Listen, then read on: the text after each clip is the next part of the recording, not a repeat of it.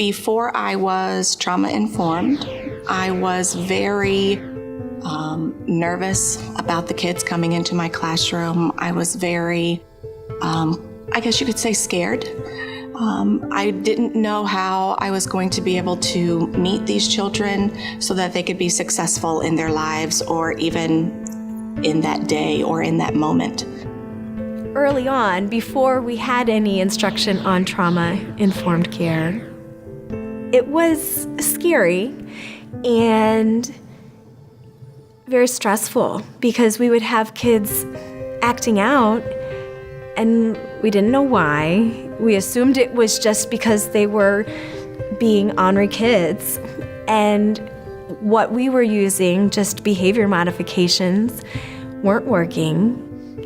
It was very stressful.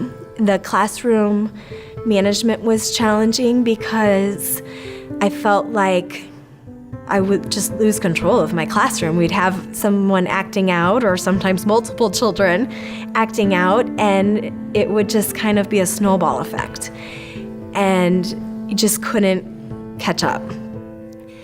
One of the biggest challenges is shifting the mindset, is helping teachers and staff to understand that we are not about controlling the child, but about regulating the child.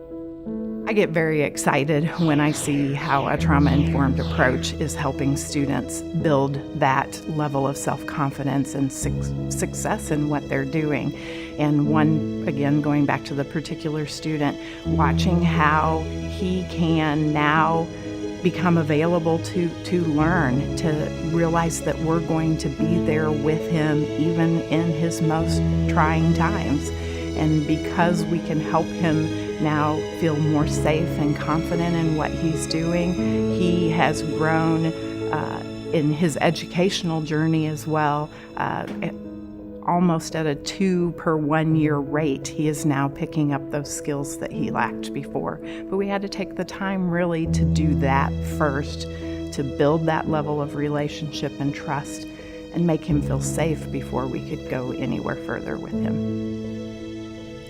I think this model has changed me as a person in that when I think back on my teaching career and even as I go through day-to-day life, I don't know that I was as aware of how many people might be impacted by trauma and how my interactions, the things I say, the things I do, even my nonverbal language to them, especially for my students, how that could be impacting their responses.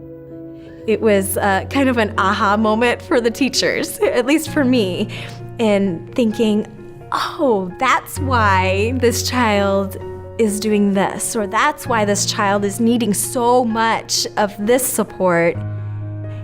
I can do that. It's amazing. I always want to be that safe person. I want them to feel that they can come to me and tell me they're having a crummy day, or tell me they're having a wonderful day, or tell me something scary that's happening at home. They need that safe person.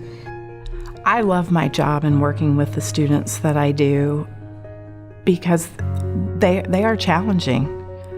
But at the same time, there is no greater reward than helping a child feel safe, comfortable, and confident in their abilities, and then watching them grow from there.